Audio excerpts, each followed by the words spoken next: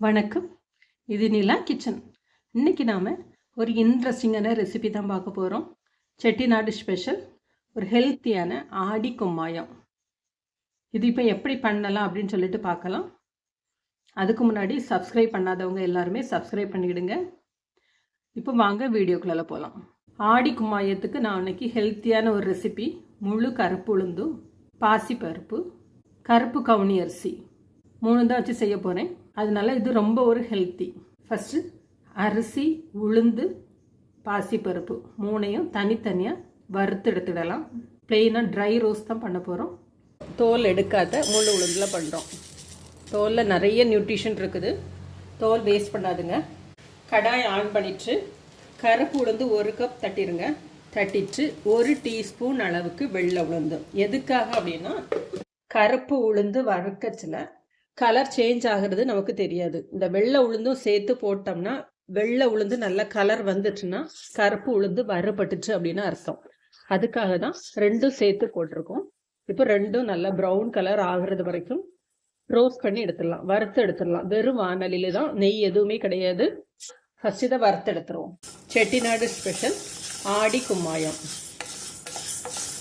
நல்லா இளம் தீயில வச்சு வறுத்து எடுத்துடலாம். உங்களுக்கு பார்த்தாலே தெரியும், அந்த கருப்புல வெள்ளை உளுந்து தனியாக தெரியுது. இந்த வெள்ளை உளுந்து நல்லா கலர் சேஞ்ச் ஆயிடுச்சு அப்படின்னா கருப்பு உளுந்து நல்லா வறுபட்டுச்சுன்னு ஒரு ஈஸியான ஒரு மெத்தடு. உளுந்தோட கலர் வந்து சேஞ்ச் ஆக ஆரம்பிக்குது. பார்த்தீங்கன்னா தெரியும், ஈவனாக அந்த ஒயிட் கலர் வந்து ப்ரௌன் கலர் ஆக ஆரம்பிச்சிருக்கு. இப்போ இதை எடுத்துடலாம். அதே கடாயிலே 1 கப் உளுந்து எடுத்திங்கன்னா 1/2 கப் அளவுக்கு பாசிப்பருப்பு. பாசிப்பருப்போட ஒரு 6-7 ஏலக்காய், இதையும் வறுத்தெடுத்துடலாம். உளுந்தில் பாதி அளவு பாசிப்பருப்பு, இதுவும் நல்லா செவக்க வறுத்தெடுத்துருவோம். இந்த அளவு நீங்கள் வறுத்தீங்க அப்படின்னா ஒரு 2-3 நாளைக்கு நீங்கள் வைக்கலாம். ஒரு கப்பு வச்சு வச்சா நிறைய குவான்டிட்டி இருக்கும். பாட்டிலில் போட்டு வச்சுட்டேன் அப்படின்னா தேவைக்கு அப்பப்போ எடுத்து யூஸ் பண்ணிக்கலாம். பாசிப்பருப்பு நல்லா செவக்க ஆரம்பிச்சாச்சு. இது போல் ஏலக்காவும் நீங்கள் வறுத்து போட்டிங்க அப்படின்னா பொடி பண்ணச்சில் ஈஸியாக ஒன்றா சேர்த்து பொடி பண்ணிடலாம். தனியாட்டு ஏலக்காய் பொடி போட வேண்டிய அவசியம் இருக்காது. ரொம்ப நைஸ் பவுடராக நமக்கு இது கிடைக்கிறதுனால ஏலக்காவும் அதேமாரி நல்ல நைஸ் பவுடராக கிடைக்கும். வாயில் வந்து தட்டுப்படாது. பாருங்கள், நல்லா செவந்துட்டு இப்போ ஸ்டவ் ஆஃப் பண்ணிடலாம். அதே கடாயிலே 1/4 கப் அளவுக்கு கருப்பு கவுனி அரிசி, 1 கப் கருப்பு உளுந்து, 1/2 கப்பு பாசிப்பருப்பு, 1/4 கப்பு கருப்பு கவுனி அரிசி. கருப்பு கவுனி அரிசி இல்லை அப்படின்னா நீங்கள் வெள்ளை பச்சரிசி யூஸ் பண்ணுங்கள். அதேமாரி முழு உளுந்து இல்லை அப்படின்னாலும் வெள்ளை உளுந்து யூஸ் பண்ணுங்கள். மூட்டு வலி அது இது எல்லாம் பறந்து போகும். அதுபோலவே இந்த கருப்பு கவுனி அரிசியுமே அவ்வளோதான் டைம் எடுக்கும். டக்குனி கொஞ்சம் குவான்டிட்டிங்கிறதுனால சீக்கிரம் பொரிஞ்சிடும். படப்படி பொரியுது. இப்போ ஸ்டவ் ஆஃப் பண்ணிடலாம். இதோட கருப்பு கவுனி அரிசியும் தட்டிடலாம். இது சூடு ஆறட்டும். ஆறின உடனே நைஸாட்டு பொடிச்சு நல்லா ஜலிச்சு எடுத்துருவோம். வறுத்தது எல்லாமே மிக்ஸில் நல்லா ஸ்மூத்தாக அரைச்சாச்சு. இதை வந்து ஒரு ஜல்லடையில் போட்டு ஜலிச்சு எடுத்துடலாம். மாவு வந்து நல்லா நைஸாக இருக்கணும், அதனால இப்படி ஜலிச்சு எடுத்துருவோம். 2 கப்பு தண்ணி வச்சுருக்கேன். 3/4 கப்பு கருப்பட்டி பனை வெல்லம், 1/2 கப்புக்கும் கொஞ்சம் கம்மியாட்டு நாட்டு சர்க்கரை. தனி கருப்பட்டியில் நீங்கள் பண்ணுறதா இருந்தாலும் பண்ணலாம், இல்லது கருப்பட்டியும் வெல்லமும் கலந்து கூட பண்ணிக்கலாம். இனிப்பு வந்து உங்கள் டேஸ்ட்டுக்கு கூடுதலாவோ கம்மியாவோ சேர்த்துடுங்க. இது வந்து ஒரு நல்ல ஒரு ஸ்வீட்டு. பாகுபதம் அப்படியெல்லாம் எதுவும் வேண்டாம். இது கரைஞ்சா போதும். எல்லாமே கரைஞ்ச உடனே எல்லாம் வடிகட்டி எடுத்துருவோம். இதே போல் நைஸாக நீங்கள் அரைச்சி டப்பாவில் போட்டு வச்சுட்டீங்க அப்படிங்கன்னா வேணுங்க நேரத்தில் யூஸ் பண்ணிக்கலாம். அது பாட்டுக்கு இருக்கும். வெல்லம் நல்லாவே கரைஞ்சிச்சு. இப்போ இதை வந்து கீழே இறக்கிடலாம். 2 ஸ்பூன் அளவுக்கு நான் நெய் சேர்த்துருக்குறேன். இதில் 1 கப் அளவுக்கு மாவு லேசாக கலந்துக்கிடுங்க. எல்லாமே நல்லா வறுபட்டது தான். இது மிக்ஸ் ஆனால் போதும். நெய் எண்ணெய் கொஞ்சம் கூட விட்டுக்கலாம்.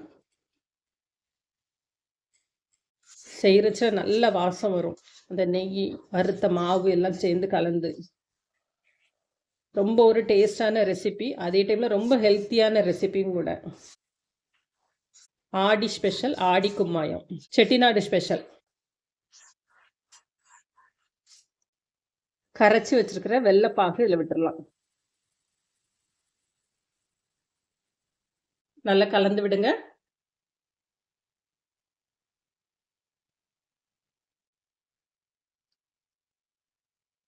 ரொம்ப குயிக்காக இது பண்ணிடலாம். டக்குனி கட்டி பிடிக்க ஆரம்பிச்சிடும். எவ்வளோ தண்ணி விட்டோம் பாருங்க. ஃப்ளேமை கொஞ்சம் குறைச்சிடுங்க. நல்லா தெறிக்கும். ரொம்ப டேஸ்டி, ரொம்ப ஹெல்த்தி. அதுவும் நாம் இன்னைக்கு அரிசிக்கு பதிலாக கருப்பு கவுனி அரிசி போட்டிருக்கோம். உளுந்துக்கு முழு உளுந்து தோலோடு சேர்த்துருக்கோம். ரொம்ப ஹெல்த்தி. இப்போ கொஞ்சமாக நெய் விட்டுடுங்க.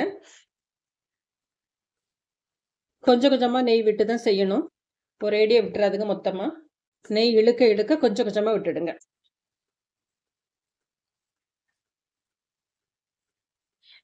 நம்ம விட்ட நெய் வந்து வெளியில் வர ஆரம்பிக்குது பாருங்க. இப்போ இந்த ஸ்டேஜில் ஆஃப் பண்ணிடலாம். நல்லா சுருண்டு வந்துடுச்சு.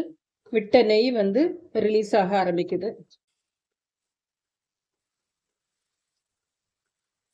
ஒரு அல்வாவோட டேஸ்ட்.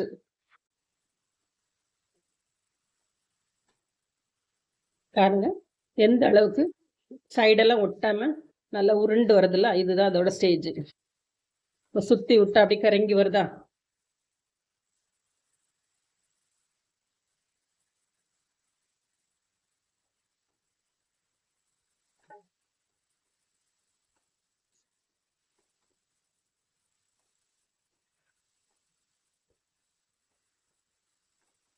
இப்போ இந்த ஸ்டேஜில் ஆஃப் பண்ணிடலாம். நம்ம விட்ட நெய்யெல்லாம் வெளியில் வர ஆரம்பிக்குது பாருங்க. பபிள்ஸ் தெரியுதா சைடெல்லாம்? ஆடி கும்மாயம் ரெடி. இப்போ சர்வ் பண்ணலாம். சர்விங் பவுலுக்கு மாற்றிடலாம். ஹெல்த்தியான செட்டிநாடு ஸ்பெஷல் ஆடி கும்மாயம் ரெடி ஆயிடுச்சு. இதே போல் நீங்களும் செஞ்சு பாருங்கள். செஞ்சு பார்த்துட்டு எப்படி இருக்குது அப்படின்னு சொல்லிட்டு ஃபீட்பேக் கொடுங்க. தேங்க்யூ.